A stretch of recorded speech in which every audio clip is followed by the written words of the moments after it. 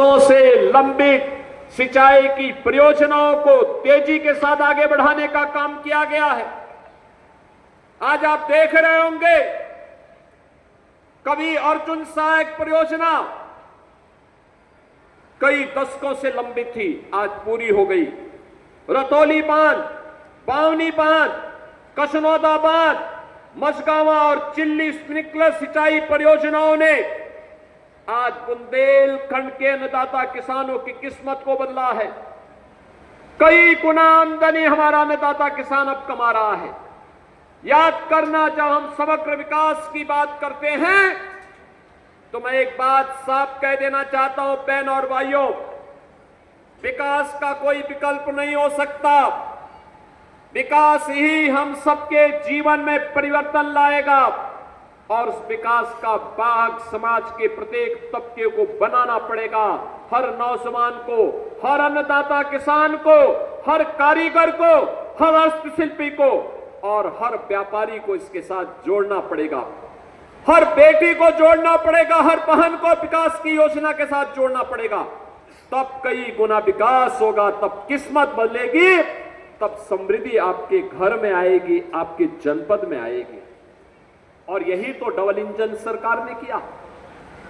यही भारतीय जनता पार्टी की double engine सरकार ने यही किया। आप सोचो, आज ही हम 1,500 करोड़ से अधिक की परियोजनाओं का यहां लोकार्पण और शिलान्यास कर रहे हैं। मैं दावे के साथ कह सकता हूं कि 1,500 करोड़ रुपए की इन परियोजनाओं को जो सौगात आज अकेले ललितपुर को मिल रही है, इसमें बल्क ड्रग पार्क नहीं है, जो फार्मा पार्क हम बनाने जा रहे हैं उसको नहीं जोड़ा है। मेडिकल कॉलेज का भी हम एक और बार भव्य आयोजन करने जा रहे हैं। प्रारंभ हमने किया है, लेकिन वहां का निरीक्षण करके, वहां के छात्रों के साथ संवाद बनाते हुए, और मुझे ये भी देखना है कि ललितपुर के लोग कितना लाभ ले रहे हैं इस योजना के माध्यम से। इन सभी पर कार्य करते हुए हम आगे बढ़ेंगे। तमाम सिंचाई की परियोजनाओं को आगे बढ़ाने का काम हो रहा है, लेकिन जो भी योजनाओं का आज हम लोकार्पण और शिलान्यास कर रहे हैं, मैं कह सकता हूं 1,500 करोड़ रुपए अकेले एक बार में। समाजवादी पार्टी की सरकार 4 बार थी, चारों बार मिलाकर के उन्होंने 1,500 करोड़ रुपए आपके यहां को नहीं दिया होगा, ललितपुर को नहीं दिया होगा।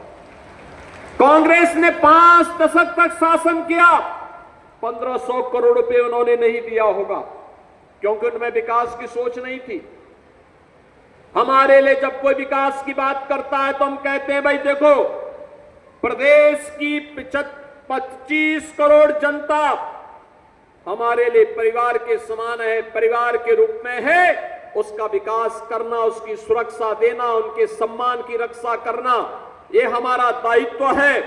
अपने उस दायित्व का निर्वहन पूरी प्रतिबद्धता के साथ हम लोग करते हैं। लेकिन समाजवादी पार्टी के लिए सेफई ही परिवार था। सेफई के बाहर निकल ही नहीं सकते थे, सेफई के बाहर वो निकल ही नहीं सकते थे। कांग्रेस के लिए दिल्ली का परिवार ही वही परिवारी देश था, उससे बाहर निकल ही नहीं सकते हैं। बहनों और भाइयों, ये संकुचित सोच ही का परिणाम था। इन्होंने हर जिले में एक एक माफिया दे दिए थे। ये माफिया इनके तालुकदार के रूप में काम करते थे, इनके लिए अवैध वसूली करते थे, जनता की गाड़ी कमाई पर डकैती डालते थे, अवैध खनन करते थे, वनों का अवैध कटान करते थे, गौ तस्करी करते थे, प्रदेश को बंजर बनाते थे। बीमारू राज्य के रूप में इन्होंने उत्तर प्रदेश को पहचान दी थी। बुंदेलखंड के नौजवानों को प्लान करने के लिए मजबूर कर दिया था। यहां की बहन बेटियों को इन्होंने कष्ट दिया, नौजवानों की नौकरी पे डकैती डाली। आज मैं कह सकता हूं, हम कोई नौकरी निकालते हैं, विज्ञापन निकलता है, परीक्षा होती है, परिणाम आता है, हमारे ललितपुर का नौजवान भी उसमें सफल होकर के नियुक्ति पत्र प्राप्त करता है। ललितपुर की बेटी भी यूपी पुलिस का हिस्सा बनती है, यूपी पुलिस में भर्ती होती है, यूपी में सरकारी नौकरियों में स्थान प्राप्त करती है। अब विकास की कोई योजना आती है, हमने मेडिकल कॉलेज